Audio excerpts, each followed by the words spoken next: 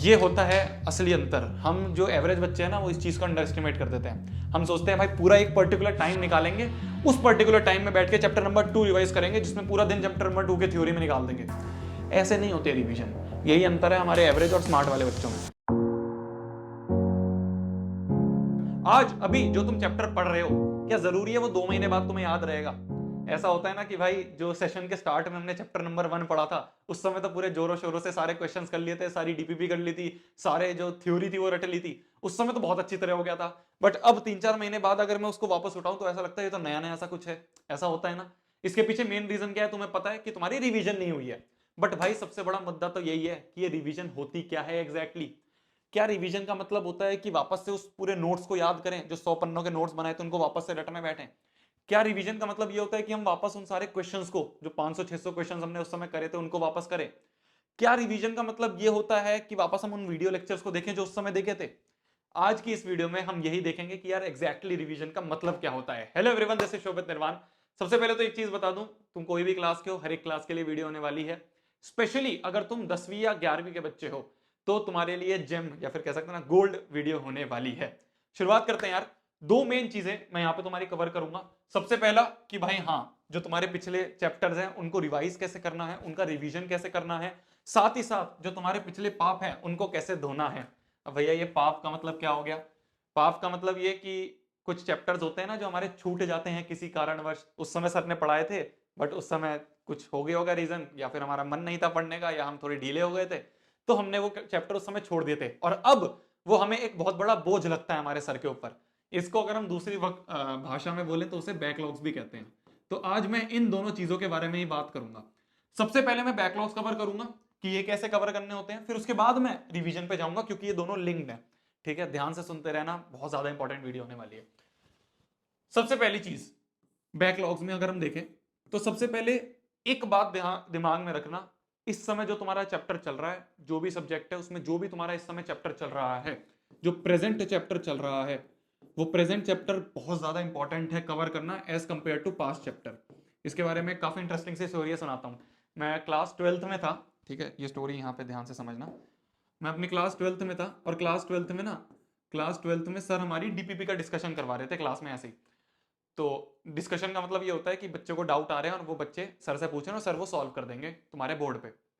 तो ऐसे ही सर के हाथ में डीपीपी थी और सर गए एक बच्चे के पास, उससे पूछा कि ये वाला क्वेश्चन तूने करा है क्या, दिखा कहाँ पे करा है, कौन सी कॉपी में। उस बच्चे के पास डीपीपी थी नहीं। वो बच्चा क्या कर रहा था? वो बच्चा क्लास 11th का रोटेशन चैप्टर उठा के उसकी शीट सॉल्व कर रहा था। तो सर ने पूछा ये क्यों सॉल्व कर रहा है, इस समय तो तेरा क्लास 12th में ऑप्टिक्स चल रहा है। तो उसने कहा कि सर ये ना मेरा बैकलॉग रह गया था, और ये मैं इसलिए अभी बैठ के कर रहा हूँ, जब ये हो जाएगा फिर मैं ऑप्टिक्स करूंगा। जो थप्पड़ ऐसे पड़े थे उस बंदे में, याद रखे थे मैं। पूरी क्लास देख रही थी, तो उस सर ने यही बोला, इसका मतलब तू अभी रोटेशन करके अपने जो बैकलॉग है उसको घटा नहीं रहा है, तो इस समय अपने बैकलॉग को उल्टा बढ़ा रहा है। जब तेरा ऑप्टिक्स चल रहा है, जब तू रोटेशन की शीट कर रहा है, और जब तेरा बाद में फ्लूइड चल रहा होगा, जब तू बैठ के ऑप्टिक्स कर रहा होगा, तो इस तरह से तेरा जो बैकलॉग का पूरा ढेर है वो बढ़ रहा है, कम नहीं हो रहा। तो इसलिए प्रेजेंट बहुत ज्यादा इंपॉर्टेंट है एज कंपेयर टू पास्ट। अभी प्रेजेंट पे ज्यादा फोकस करो, जो चैप्टर चल रहा है उसको ज्यादा ध्यान से पढ़ो। बट भैया एक डाउट ये आता है कि कुछ ऐसे चैप्टर हैं जो इस समय प्रेजेंट में चल रहे हैं, जो कि पिछले चैप्टर से लिंक्ड है, कि भाई ये चैप्टर चल रहा है और ये जब ही हो पाएगा जब वो फलाना फलाना चैप्टर होंगे। ऐसा है ना दिमाग में डाउट? हाँ देखो, क्या है कि जो लिंक्ड है उसको कैसे हम कवर करेंगे। कि भैया मान लो मैं तुम्हारा कोऑर्डिनेट ज्योमेट्री की बात करूं, तो कोऑर्डिनेट ज्योमेट्री में तुम्हारा हाइपरबोला जब ही हो पाएगा जब तुम्हें स्ट्रेट लाइन आता होगा। ठीक है, तो वो स्ट्रेट लाइन अगर नहीं कर रखा है और वही बैकलॉग है, तो भैया कैसे करें? देखो, इसके लिए भी एक प्रैक्टिकल जो तुम्हारी रियल लाइफ स्टोरी है वही सुनाता हूँ कोटा की। ठीक है, ध्यान से समझना। एक बंदा था, उसका नाम नहीं लूंगा, उसका नाम रख लेते हैं हम राम। ठीक है, राम नाम का एक बंदा था जो कि इस समय करंटली आईआईटी खड़गपुर में है। ठीक है, उस राम की क्या स्टोरी थी कि क्लास 11th में मैथ्स में कुछ चैप्टर्स हैं, उन चैप्टर्स में उसका स्ट्रेट लाइन जो था ना वो नहीं हुआ था। जो तुम्हें एग्जांपल लिया वही है, स्ट्रेट लाइन जो चैप्टर था वो उसका नहीं हो रखा था, किसी कारणवश उस समय उसका वो छूट गया था। बट उसके पास उसके नोट्स वगैरह सब थे, नोट्स वगैरह कॉपी कर लिए थे, बट किसी कारणवश वो छूट गया था। अब अगर तुमने स्ट्रेट लाइन नहीं पढ़ा है, और ये कोऑर्डिनेट ज्योमेट्री में अगर तुम्हें आगे सर्कल पढ़ना है तो तुम्हें स्ट्रेट लाइन आना चाहिए। अगर तुम्हें पैराबोला पढ़ना है तो तुम्हारी ये आना चाहिए स्ट्रेट लाइन। हाइपरबोला पढ़ना है तो ये आना चाहिए। इलिप्स पढ़ना है तो तुम्हें आना चाहिए। ऐसी कंडीशन अगर तुम्हारी है तो ध्यान से समझना। अब भैया अगर यही नहीं हुआ तो ये आगे वाले चैप्टर्स हम कैसे करेंगे? तो इस बंदे ने क्या करा, इसने स्ट्रेट लाइन का अपने जो नोट्स थे, पहले तो संडे को बैठ के अच्छी तरह पूरे नोट्स पढ़ लिए, उसे नहीं समझ में आया, उसने जाके दोस्तों से उसके कॉन्सेप्ट्स क्लियर कर लिए जितने भी नोट्स में थे। साथ ही साथ उसने उसकी सिर्फ एनसीईआरटी कर ली, उसने कोई शीट नहीं करी, कोई कुछ नहीं करा, कोई एक्स्ट्रा बुक नहीं करी, सिर्फ नोट्स को समझ लिया और उसकी एनसीईआरटी कर ली। और साथ ही साथ बाद में जो उसको डीपीपीज मिलती थी उसमें अगर स्ट्रेट लाइन का क्वेश्चन आता था तो उसे छोड़ता नहीं था, उस स्ट्रेट लाइन के क्वेश्चन को करता जरूर था, अटेम्प्ट जरूर करता था। अगर नहीं आया तो किसी दोस्त से पूछ लिया या फिर नोट्स में देख लिया, टीचर से पूछ लिया, बट हाँ अटेम्प्ट जरूर करता था। फिर उसके बाद क्या हुआ, दिवाली की छुट्टियां आई, उन दिवाली की छुट्टियों में उसने क्या करा कि भाई तुम्हें आराम से 6-7 दिन का टाइम मिल गया है, तब बैठ के उसने ये स्ट्रेट लाइन अपना कंप्लीट कर लिया। क्या मेरी बात समझ में आई? ये चैप्टर था, नहीं हुआ था। सबसे बड़ी दिक्कत ये थी कि अगर ये नहीं आता तो ये नहीं होंगे, तो उसने क्या करा, इसको करने के लिए मात्र 2 दिन में नोट्स और एनसीईआरटी अच्छी तरह कर ली। फिर उसके बाद डीपीपी में सवाल जो आते गए उनको भी करता रहा, है ना, हाथ पैर मारे, दोस्तों से पूछा, टीचर से पूछा, पर हो गए। फिर उसके बाद जब बाद में कुछ हॉलीडेज आए, कुछ दिवाली की छुट्टियां आई, जब उसने बैठ के स्ट्रेट लाइन की पूरी शीट अच्छी तरह कर ली, इस तरह से उसने इस बैकलॉग को कवर करा था। और तुम्हें भी जब ऐसे ही करना है, अगर तुम्हारा कोई बैकलॉग है, ठीक है, इसकी अब वर्किंग प्रैक्टिकल स्ट्रेटेजी समझे। अगर तुम्हारा कोई बैकलॉग है और तुम्हें उसे कवर करना है, अगर वो प्रेजेंट जो है वो कनेक्टेड है, इसका मतलब क्या है, इसका मतलब ये है कि अभी जो तुम्हें चैप्टर पढ़ाया जा रहा है अगर वो इंडिपेंडेंट चैप्टर है, वो किसी कनेक्शन नहीं है उसका किसी भी कोई चैप्टर से, और वो तुम ऐसे भी पढ़ सकते हो अगर तुम्हें पिछला नहीं आता है तो उस केस में पिछले बैकलॉग को छोड़ दो और उनको बाद में हॉलीडेज में करेंगे। अगर जो तुम्हारी कंडीशन है वो राम जैसी है, जो पिछली मैंने स्लाइड में दिखाई थी तुम्हें, राम जैसी कंडीशन है कि वो लिंक्ड है, तो तुम्हें क्या करना है, तुम्हें सबसे पहले उसके नोट्स रिवाइज करने हैं, फिर उसके बाद तुम्हें उसकी एनसीईआरटी करनी है। देन जब तुम्हारा ये कवर हो जाए, आगे जो तुम्हें डीपीपीज मिल रही हैं, अब भाई क्लास 10th के बच्चे जो हैं, जो 9th के बच्चे, छोटे बच्चे, उन्हें डीपीपीज तो नहीं मिलती, तो तुम क्या कर सकते हो, या तो डीपीपीज अगर 11th-12th वाला बच्चा है, नहीं तो 11th-12th में भी अगर किसी के पास डीपीपीज नहीं है, यहां पे तुम्हारा क्वेश्चन बैंक का रोल आता है।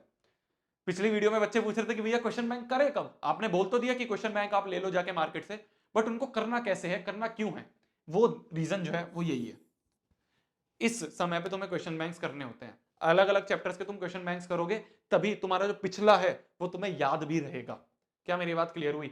मार्केट में खूब है यार, तुम कोई भी ले सकते हो, जरूरी नहीं है तुम्हें एक ही पे स्टिक रहना है। तुमने कोई ले रखा है वो खत्म कर दिया है, तब तुम जाके, मेरा पर्सनल रिकमेंडेशन ओसवाल है, तुम जाके आराम से मार्केट से लो और अमेजोन से लो, कहीं से भी लो, तुम्हारी मर्जी है। जरूरी नहीं है तुम्हें एक ही क्वेश्चन बैंक लेना है, एक हो गया है वापस इस पे स्विच कर दो, पहला लेने जा रहे हो तो तुम पहला ओसवाल कंसीडर कर सकते हो। मेरी ये रिकमेंडेशन है, मैंने सारी देखी है बुक्स, मेरे को सबसे बेस्ट ये लगी। ठीक है, ये बात क्लियर हो गई। बैकलॉग्स का हमने पूरी स्ट्रेटेजी समझ ली है, ये अपना वर्किंग प्रैक्टिकल स्ट्रेटेजी होगी बैकलॉग्स के लिए। आगे बढ़ते हैं कि भैया रिवीजन कैसे करना है, असली जो इस वीडियो का मुद्दा है। इससे पहले मैंने बैकलॉग्स इसलिए कवर करा क्योंकि ये लिंक्ड है इससे। वापस वही क्वेश्चंस, क्या भैया पूरे 100 के 100 पेज नोट्स रिवाइज करें, क्या हम सारे के सारे क्वेश्चंस करें, या फिर हम वापस से लेक्चर देखें, क्या इनमें से कुछ होता है? आंसर है इन तीनों में से कुछ नहीं होता। वो जो राम था ना, जो कि आईआईटी खड़गपुर में इस समय, उससे मैंने यही बात करी। मैंने उससे पूछा कि भाई सबसे तू बोलता तो रहता है कि बच्चे रिवीजन करें तभी उन्हें वो जो फॉरगेटिंग कर्व है, जो कि तुम्हें धीरे धीरे भूलते रहते हो तुम चीज को, वो जब भी ब्रेक होगा जब तुम रिवीजन करोगे। बट भाई एग्जैक्टली रिवीजन होता क्या है? मैंने उसके सामने ये 3 क्वेश्चन रखे, उसने तीनों मना कर दिए। तो मैंने कहा बता भाई फिर रिवीजन क्या होता है? कह रहा तुझे लग रहा है कि 100 पेज के जो वापस नोट्स हैं उन्हें पढ़ने का बच्चों के पास टाइम होगा? इस समय जो चल रहा है उसका होमवर्क तो बच्चों से होता नहीं है, अब वो बैठ के पूरे नोट्स रिवाइज करेंगे। मैंने कहा हाँ बात तो सही है। मैंने कहा फिर क्वेश्चंस कर लें। कह रहे जब नोट्स का ही टाइम नहीं है तो क्वेश्चन कहां से सॉल्व कर लेंगे, एक क्वेश्चन में 5 से 6 मिनट लग जाते हैं, 100 क्वेश्चन करेंगे 500-600 मिनट कहां से लाएंगे? मैंने कहा बात सही है। मैंने कहा वापस लेक्चर देख लें। कह रहे 15-20 लेक्चर होते हैं एक चैप्टर के। मैंने कहा हाँ यार तेरी बात ये भी सही है। तो ये तीनों तो होता ही नहीं है। मैंने जो आंसर है वो पहले बता चुका हूं, सिंपल सा आंसर है।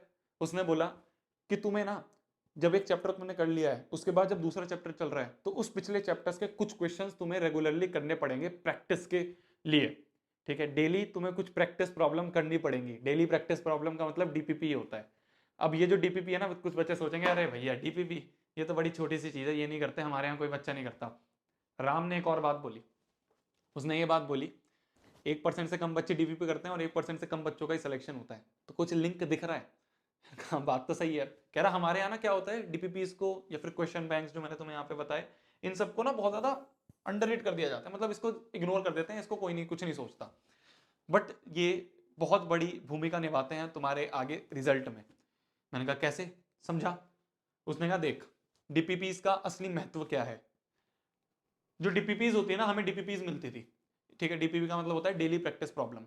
मान लो इस समय तुम्हारा करंटली चैप्टर नंबर 10 चल रहा है, ठीक है, मान लो इस समय तुम्हारा करंटली चैप्टर नंबर 10 चल रहा है, तो जो डीपीपी है ना, उसमें पिछले जो चैप्टर्स हैं उसके क्वेश्चंस प्रेजेंट होंगे।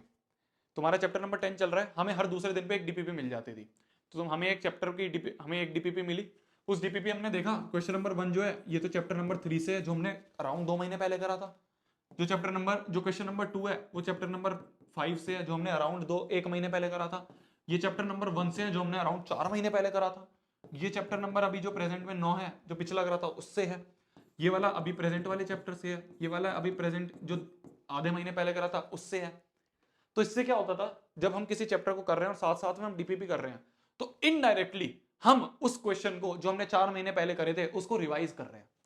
तुमने डीपीपी उठाई, पहला क्वेश्चन तुमने देखा चैप्टर नंबर 3 में से है, तो तुमने क्या करा कि भाई ये क्वेश्चन में दिमाग लगाया, तुम्हारा दिमाग चलना सा स्टार्ट हुआ।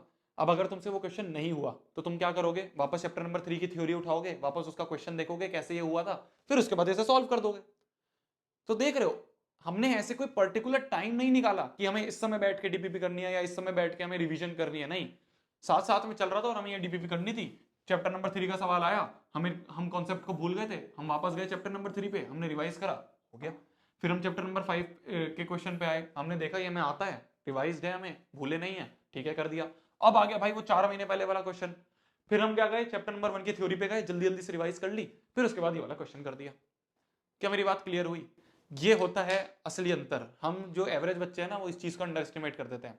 हम सोचते हैं भाई पूरा एक पर्टिकुलर टाइम निकालेंगे, उस पर्टिकुलर टाइम में बैठ के चैप्टर नंबर 2 रिवाइज करेंगे, जिसमें पूरा दिन चैप्टर नंबर 2 के थ्योरी में निकाल देंगे। ऐसे नहीं होते रिवीजन। यही अंतर है हमारे एवरेज और स्मार्ट वाले बच्चों में। जो स्मार्ट बंदे हैं वो ऐसे कभी भी बैठ के पूरा चैप्टर की थ्योरी या फिर बैठ के पूरे चैप्टर को रिवाइज करने नहीं बैठेंगे। डीपीपी साथ में चल रही हैं, वो इसी रीजन से हैं कि उससे हमारी रिवीजन होती रहे। तो ये असली रीजन है, ये असली डिफरेंस है तुम्हारा जो एवरेज बच्चे हैं और जो तुम्हारे जो टॉपर्स बच्चे, या फिर तुम कह सकते हो जो स्मार्ट वर्क करते हैं बच्चे, उनमें। क्या मेरी बात क्लियर हुई? यही 2 चीजें आज इस वीडियो में डिस्कस करनी थी।